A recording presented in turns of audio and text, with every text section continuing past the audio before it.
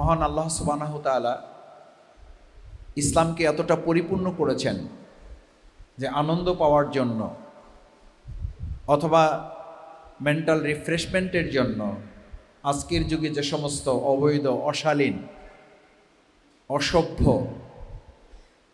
এবং আমাদের সমাজ নষ্ট করে, পরিবার ধ্বংস করে দেয়, তরুণ সমাজকে বিনষ্ট করে দেয়, সে সমস্ত অশ্লীল কার্যক্রমের বিপরীতে ইসলাম অনেক পূর্ব থেকেই নিজেদের মধ্যে ইসলামের আনন্দ তৈরি করার নানান আয়োজন আমাদের মধ্যে আল্লাহ সুবহানাহু ওয়া তাআলা রসুল করিম সাল্লাল্লাহু আলাইহি সাল্লামের মাধ্যমে তা দিয়েছেন এবং সেটা সুন্নাহ। আজকে এখানে আপনারা যে প্রোগ্রামে উপস্থিত হয়েছেন, ইসলাম আমাদেরকে কতটা নিয়ামতের মধ্যে রেখেছে।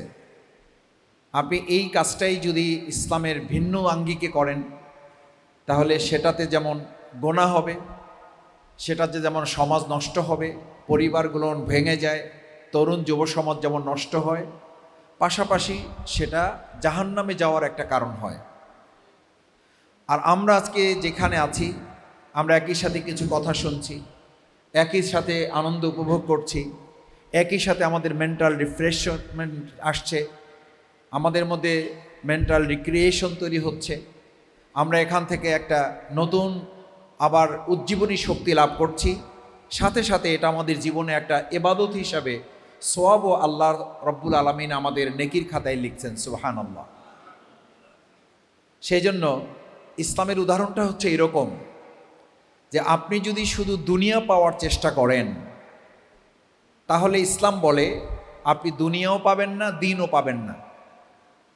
আর ইসলাম বলে যদি আপনি দিন পাওয়ার চেষ্টা করেন তাহলে আপনি শুধু দিন পাবেন না, আল্লাহ তাআলা বোনাস হিসাবে আপনাকে দুনিয়াও আগাম দান করবেন, সুবহানাল্লাহ। ধরুন কেউ একটা বাড়ি তৈরি করছে, সে নিয়ত করছে যে দক্ষিণা বাতাস পাওয়ার জন্য তার দক্ষিণ দিকে একটা জানালা দরকার। সে দক্ষিণ পাশের এই জানালাটা এই নিয়তে করছে যে সে দক্ষিণা বাতাস পাবে, কিন্তু ওপাশে একটা মসজিদও আছে, কিন্তু নিয়তের মধ্যে এটা সে নিতে পারে নাই, শুধু দক্ষিণা বাতাস পাওয়ার জন্য সে জানালাটা করেছে। এটা এক ধরনের লোক। ওই রকমই আর একটা বাড়ি আরেকজন তৈরি করছে এই নিয়তে যে দক্ষিণা একটা জানালা তার এ কারণে দরকার, সে যেন মসজিদ যে দক্ষিণ পাশে আছে এটার আজানটা যেন যথাযথভাবে শুনতে পায় এবং সে যেন 5 ওয়াক্ত সালাত আজান শোনার মধ্য দিয়ে জামাতে নামাজ আদায় করতে পারে। আচ্ছা আপনি বলুন, সে কি শুধু আজানই শুনতে পাবে না দক্ষিণা বাতাসও পাবে? আর যিনি শুধু দক্ষিণা বাতাস পাওয়ার জন্য করেছে সে কি সওয়াব পাবে? তাহলে ইসলাম আপনাকে এত সুন্দর ব্যবস্থাপনা করে দিয়েছে এবং সেজন্য ইসলাম এটা বলে দিয়েছে যে তোমরা যদি ইসলামের মধ্য থেকে তোমাদের জীবন পরিচালনা করো, আল ইয়াউমা আকমালতু লাকুম দীনাকুম ওয়া আতমামতু আলাইকুম নি'মাতি ওয়া রাদিতু লাকুমুল ইসলামা দীনা, আমি ইসলামকে পরিপূর্ণ করে দিয়েছি। নামাজ পড়ার জন্য মসজিদে যেতে হবে আর সংস্কৃতির জন্য তোমাদেরকে অশ্লীলতার কাছে যেতে হবে, এটার নাম ইসলাম নয়। আমাদের সমাজে আমরা ইসলামও পছন্দ করি, নামাজও পড়ি, আবার আমরা সিনেমা হলে গিয়ে, আর এখন তো সিনেমা হলে যেতে হয় না, এখন এক একটা মোবাইল, এক একটা সেট আমাদের কাছে, এক একটা স্মার্টফোন আমাদের কাছে গোটা পৃথিবী উন্মুক্ত করে দিয়েছে।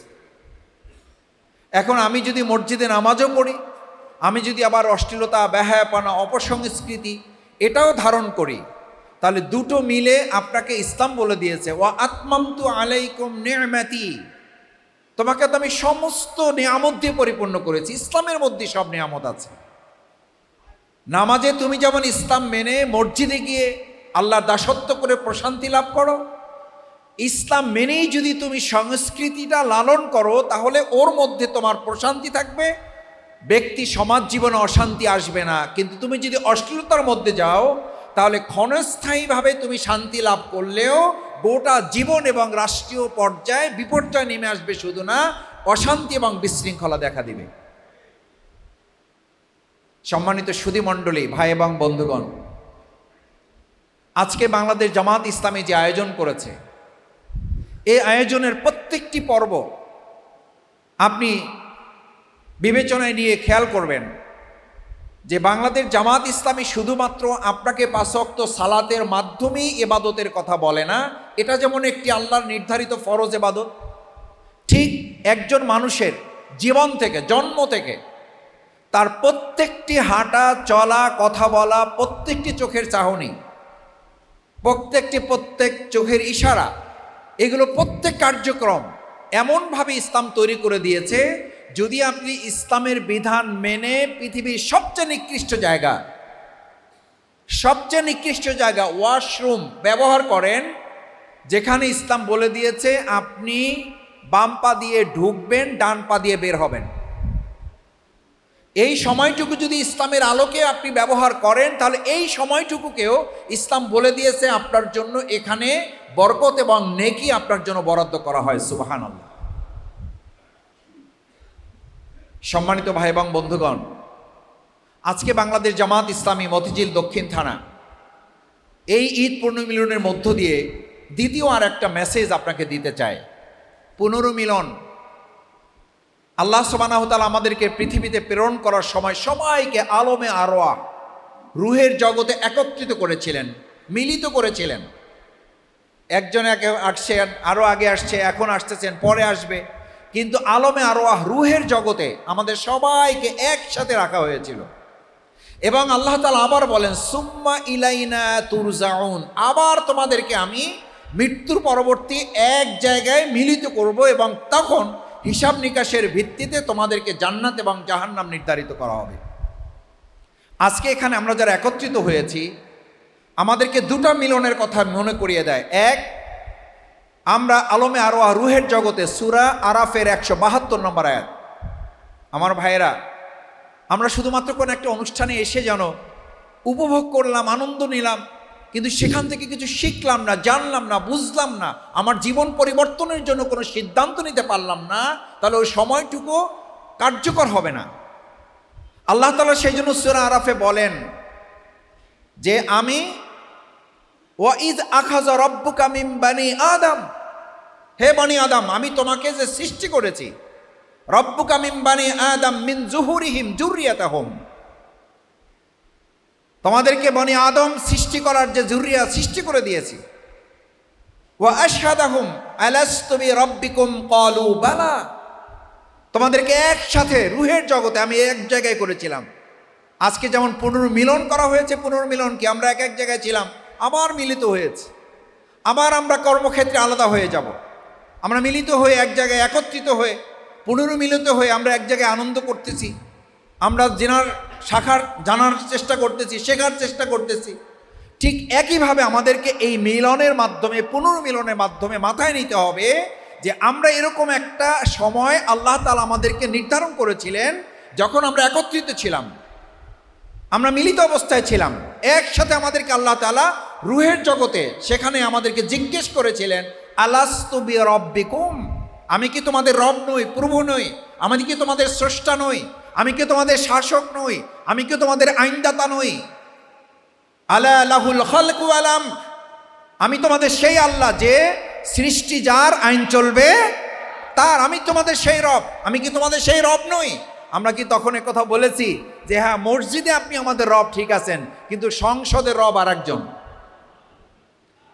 মসজিদের রব আপনি ঠিক আছেন, কিন্তু অর্থনীতিতে রব থাকবে আর একজন, এটা কি বলেছি আমরা?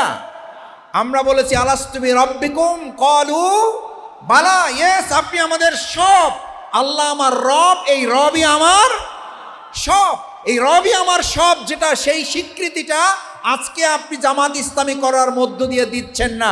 এটা যখন রুহের জগতে ছিলেন, তখনই আল্লাহর সামনে সাক্ষী হিসাবে আল্লাহকে রেখে আশহাদাহুম আলা আনফুসিহিম আলাস্তু বিরাব্বিকুম ক্বালু বালা, কেনই সাক্ষী নিয়েছিলেন একত্রিত করে?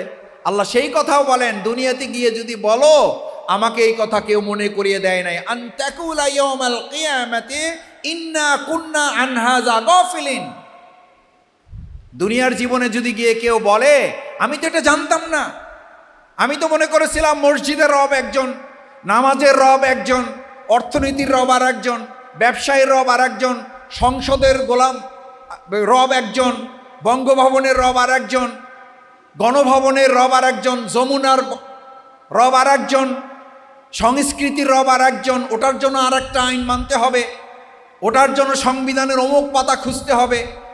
ইসলাম এবং আল্লাহ সুবহানাহু ওয়া তাআলা সেদিন আমাদেরকে একত্রিত অবস্থায় পরিপূর্ণ মেসেজ দিয়ে জানিয়ে দিয়েছেন, তোমাদের সামগ্রিক জীবনের রব হচ্ছেন কে? আল্লাহ সুবহানাহু ওয়া তাআলা। আনতাকুনা ইয়াউমাল কিয়ামা, কিয়ামতের দিন যেন এই কথা বলে কেউ পার পেতে না চায়, আমি এটা জানতাম না। আল্লাহ বলেন, ওয়ানতাকুনা ইয়াউমাল কিয়ামা ইন্না কুন্না আন হাযা গাফিলিন, আমার এটা জানা ছিল না, আমি এটা জানতাম না, আমি এটা বুঝতে পারি নাই। আল্লাহ তাআলা সেই জন্য বলেন, আমি তোমাকে রুহের জগতে থাকা অবস্থায় এটা জানিয়ে তারপর পৃথিবীতে পাঠাচ্ছি যে তোমার সামগ্রিক জীবনের কর্মকাণ্ড পরিচালিত হবে কার আইনে?